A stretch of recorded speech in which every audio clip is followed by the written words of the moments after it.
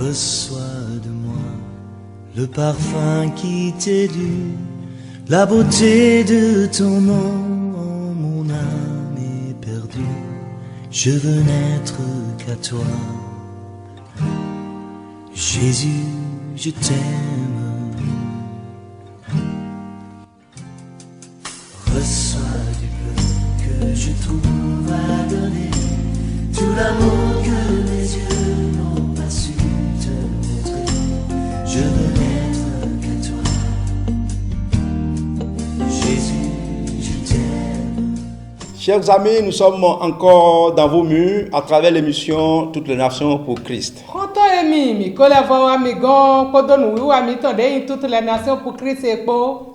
Vous êtes bénis au nom de Jésus. Le thème de ce message, l'importance de la puissance de Dieu dans la vie d'un homme.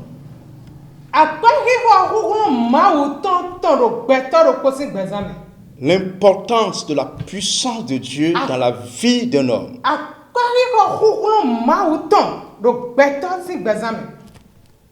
La Bible nous dit clairement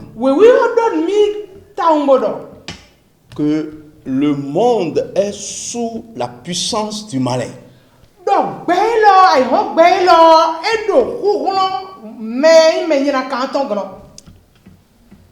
Le monde est sous la puissance du malin. C'est en cela que Dieu, dans son plan de salut,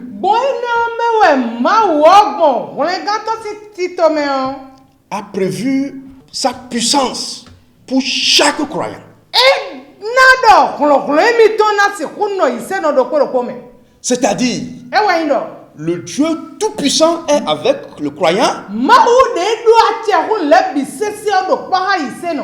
et sa puissance est en lui. Les deux aspects principaux de notre salut. Dieu le Tout-Puissant est avec nous. Et la puissance du Dieu Tout-Puissant est en nous.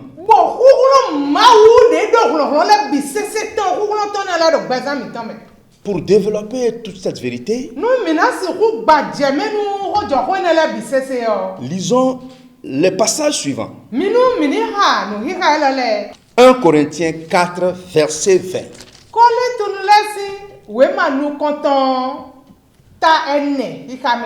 Je lis. Car le royaume de Dieu ne consiste pas en paroles,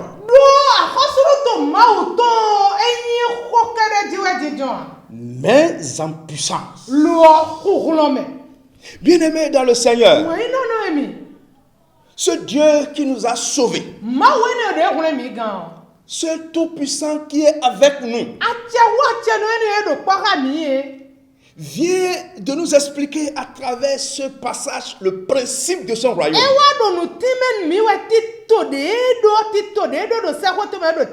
Donc son principe fondamental est que son royaume fonctionne par la puissance. Ce qui veut dire que quiconque reçoit le Seigneur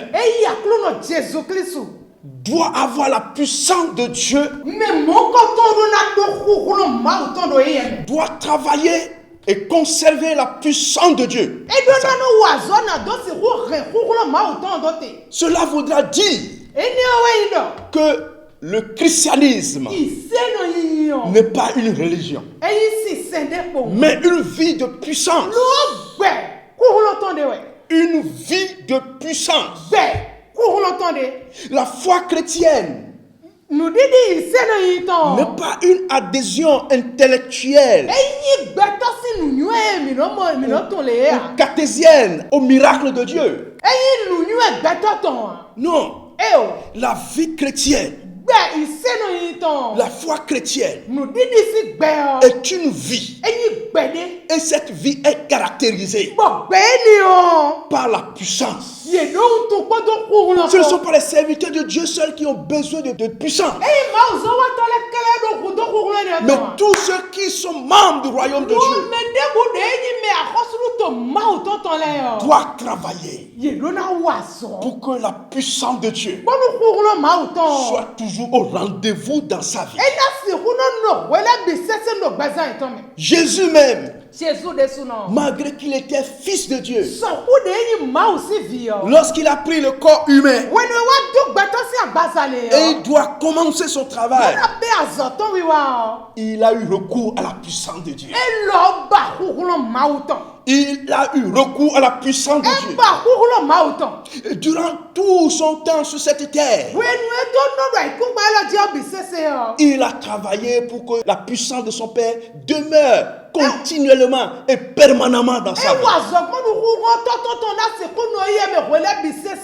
Lorsqu'il a fini son ministère et il voulait partir, il dit à ses disciples d'attendre la puissance.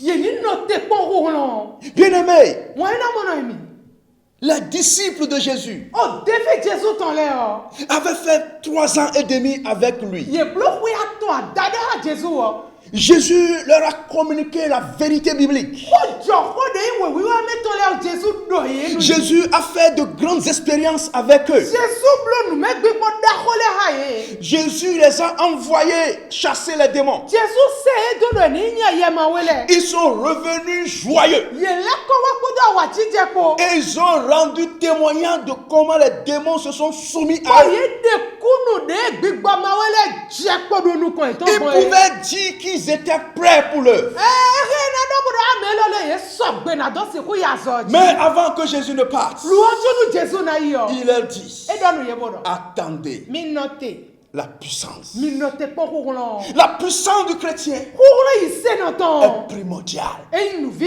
Parce que nous sommes dans un monde de puissance. Nous avons affaire avec un ennemi. Le péché est une puissance. Il faut aussi une puissance de sainteté pour vaincre cette puissance. Bien-aimés dans le Seigneur, est-ce que vous valorisez la puissance de Dieu en vous? Est-ce que vous cultivez la puissance de Dieu en vous?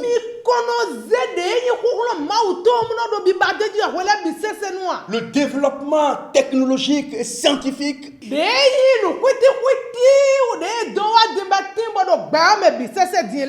et aussi les difficultés de cette vie, nos ambitions démesurées nous arrachent ce travail, nous empêchent de nous consacrer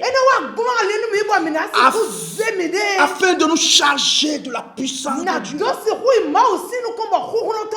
La Bible nous dit ici, notre royaume, le royaume dont tu fais partie, le principe fondamental de ce royaume, c'est la puissance. Il faut être puissant. Cette puissance n'est pas dans la tête, mais cette puissance est d'abord dans l'esprit. Il faut que l'homme intérieur soit chargé de la puissance de Dieu, soit chargé de l'autorité de Dieu, soit chargé de la connaissance de Dieu. Et c'est quand cette puissance est là que vous serez le chrétien membre actif du royaume de Dieu.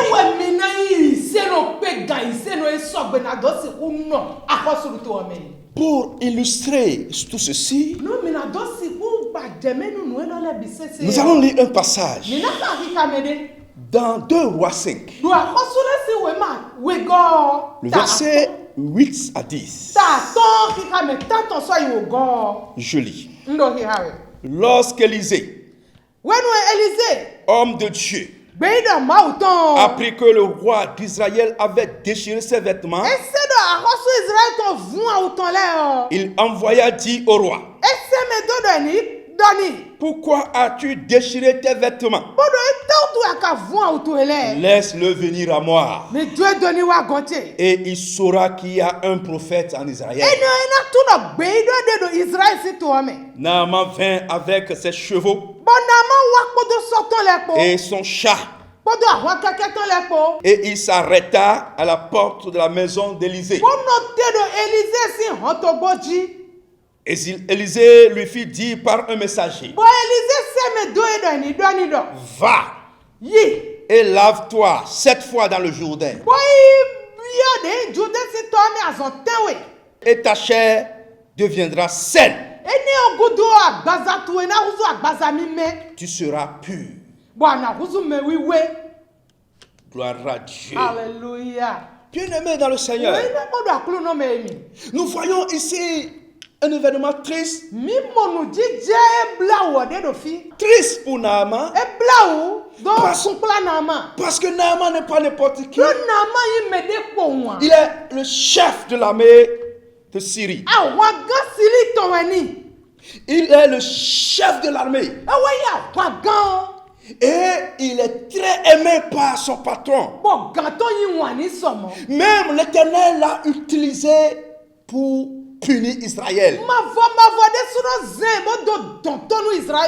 Voyez ce grand homme, chef, aimé par son patron. Cet homme que Dieu a utilisé. On nous dit qu'une puissance l'a touché. La puissance de la lèpre. La puissance de la lèpre l'a touché. Malgré cet honneur, malgré sa gloire, une puissance l'a attaqué. Et l'âme ne pourra pas tuer cette puissance.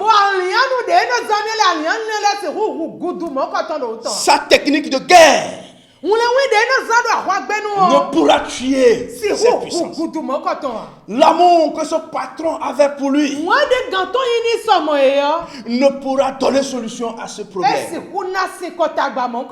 Les dieux de Syrie n'avaient pas la puissance de régler ce problème. La lèpre présente différentes formes. Il y a la forme dangereuse qui conduit à la mort. Donc ce monsieur était dans un sérieux problème. Bien-aimé dans le Seigneur, nous avons des niveaux intellectuels. Nous avons des renommées. Nous sommes connus par pas mal de personnes. Nous sommes sollicités un peu partout. Mais je vous dis, c'est dans l'homme intérieur. La puissance de Dieu nous l'alimente. Nous sommes vulnérables à pas mal de choses. Bien-aimé, le fusil ne peut jamais tuer la lèpre. Sa technique de guerre ne pouvait rien faire. Alors, Naaman a appris qu'il y a un grand homme en Israël qui pourra régler ce problème. Il a appris au travers de sa servante qui est juive. Et il alla voir son patron pour lui dire: mon mal, quelqu'un est en Israël et qui pourra trouver la solution.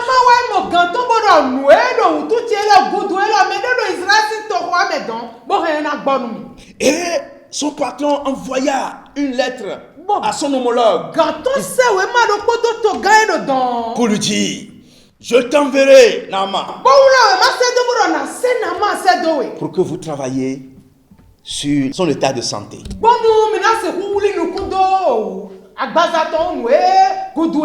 Naaman prit la lettre et alla en Israël. Et quand il a vu, il dépose la lettre. La Bible nous dit, lorsque le roi a lu ce message, le roi déchira ses vêtements et dit, suis-je un Dieu pour faire mourir ou pour faire vivre, qui s'adresse à moi afin que je guérisse un homme? Sachez donc et comprenez qu'il cherche une occasion de dispute. En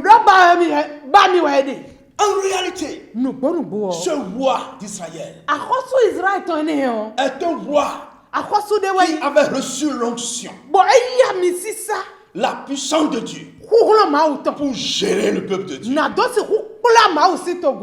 roi est un roi juif qui connaît la puissance de Dieu qu'il sait.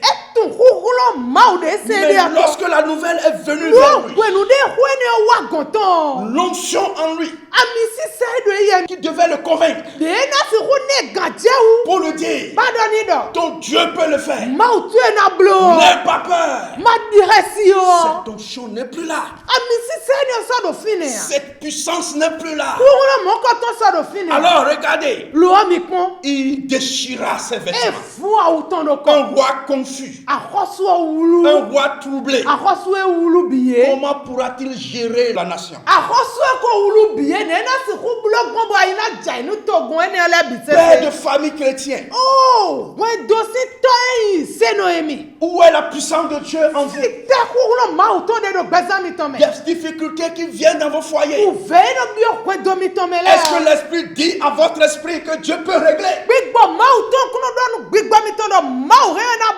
Est-ce que l'onction vous convainc qu'il y a solution? Les petits différends qui existent entre époux et épouses, par manque de puissance, qui pourra surmonter ces difficultés,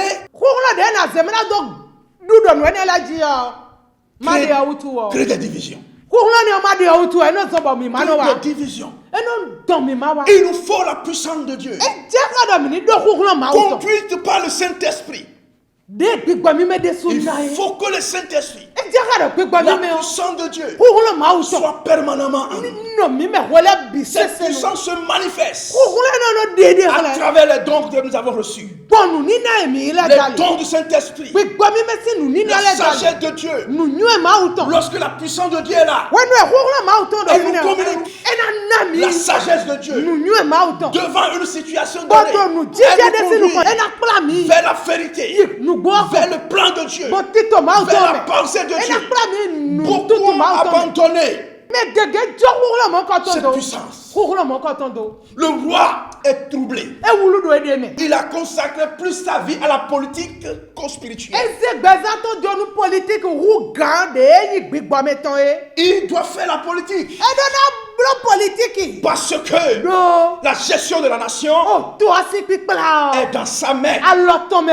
Mais il faut qu'il fasse tout cela sous la puissance de Dieu, sous l'onction de Dieu, sous l'autorité de Dieu. Et puisqu'il n'a plus cela, il est tombé dans le trouble. Je prie maintenant que chacun retrouve son souffle spirituel. Beaucoup de foyers souffrent aujourd'hui. Beaucoup de foyers chrétiens dandinent, instables, divisés, troublés, parce que il faut la puissance dans le Père, dans la Mère, pour pouvoir dire non aux petits problèmes. La puissance de Dieu en nous est très importante. Lorsque Élisée a appris que le roi déchirait ses vêtements, il dit, envoie un message pour lui dire Pourquoi as-tu déchiré tes vêtements? Alléluia. Amen. Laisse-le venir à moi. Et il saura qu'il y a un prophète en Israël. Alléluia. Amen. Les conservateurs. Il a conservé la puissance. Élisée était un prophète. Dans la même période que le roi. Il servait le même Dieu. Au moment où le roi ne prenait plus en compte sa puissance spirituelle, Élisée gérait sa puissance. Il y avait une bonne communion entre Dieu et lui.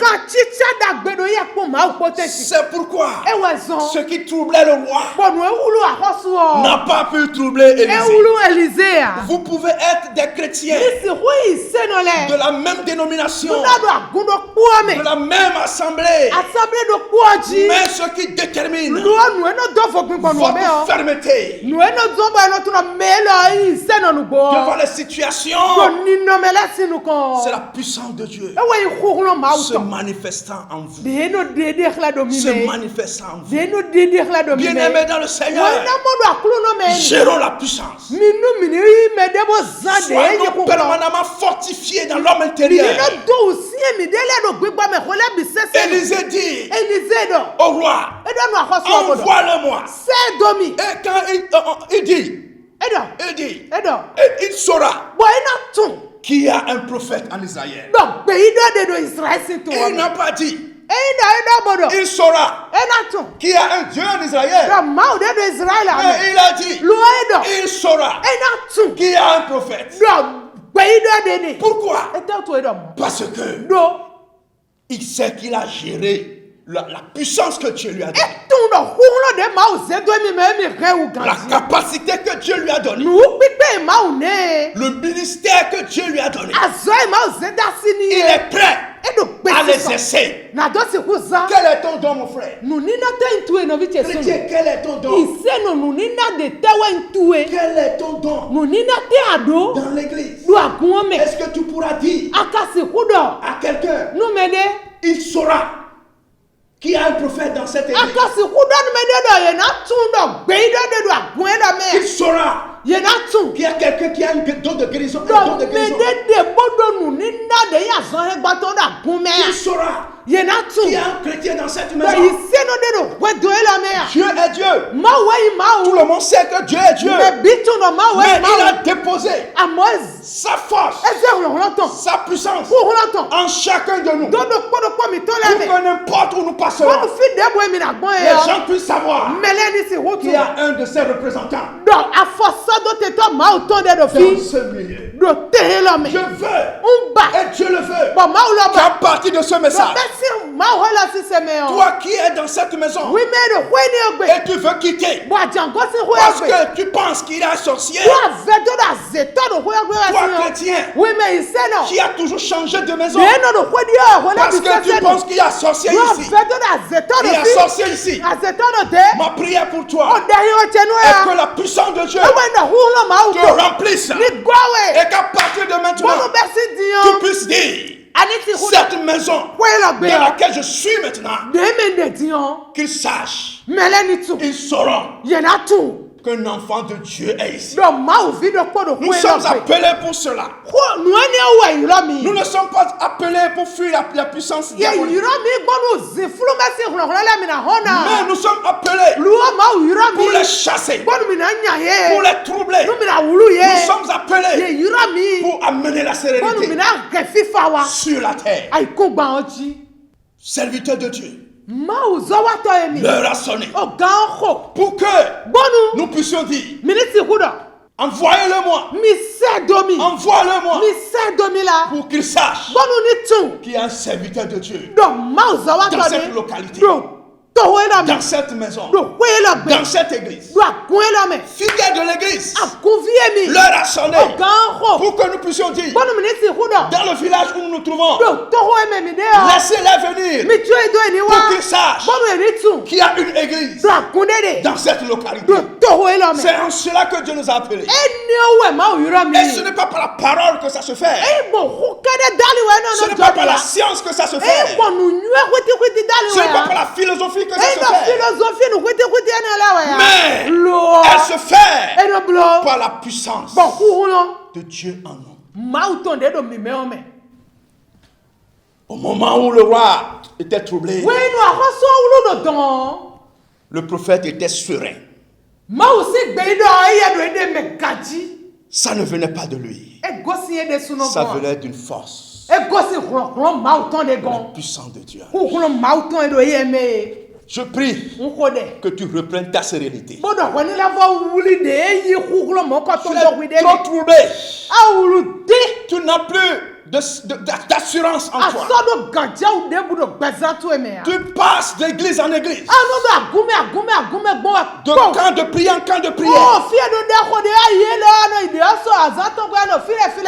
Tu prends tout parce que tu veux que quelqu'un te rende fort. La force est en toi. La puissance est en toi. La force est en toi. C'est là le gage de ton salut. La puissance de Dieu. La Bible nous dit, cet homme, Naaman, prit le chemin. Il prit le chemin. Il alla vers Élisée. Élisée dans sa maison envoya un messager pour lui dire ce qu'il doit faire. Va, lave-toi 7 fois dans le Jourdain. Ta chair redeviendra saine et tu seras pur.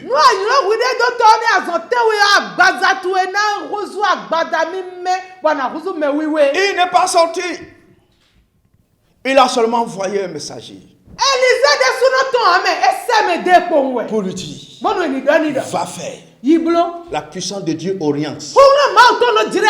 La puissance de Dieu inspire. Il a reçu l'inspiration en raison de cette connexion. Et voilà, il a dit ce qu'il doit faire. Nous n'avons plus d'orientation aujourd'hui. Nous n'avons plus d'orientation spirituelle aujourd'hui. Nous n'avons plus d'inspiration aujourd'hui. Nous ne fonctionnons qu'avec la tête. Et nous vivons que dans les échecs actuels. Naaman refusait. Il pensait. Il disait, je croyais qu'il viendra vers moi. Il sortira vers moi. Il se présentera lui-même et invoquera le nom de l'Éternel, son Dieu, et il agitera sa main sur la place et je serai guéri. Toi qui nous suis en ce moment, ce n'est pas ce que tu penses qui compte, mais c'est ce que Dieu pense. Tu as trop pensé, mais il faut laisser Dieu penser au travers de toi. Finalement, il a obéi sous le conseil de ses serviteurs. Il alla, se baigna dans le Jourdain. Les 7 fois. Et sa chair est devenue pure. Voilà la puissance de Dieu. Mes frères et sœurs, nous avons la puissance de Dieu en nous. Travaillons sur cette puissance. Travaillons sur cette puissance. Afin que tout ce qui se gâte autour de nous soit transformé. Nos foyers remplis de querelles, remplis de conflits, reprennent leur forme normale. C'est la puissance de Dieu en nous qui change beaucoup de choses. En complicité avec Dieu, en collaboration avec Dieu. Père de famille, votre culte de famille. Est-ce que vous continuez de le faire? Est-ce que vous avez des moments à passer devant le Seigneur? Voilà le problème.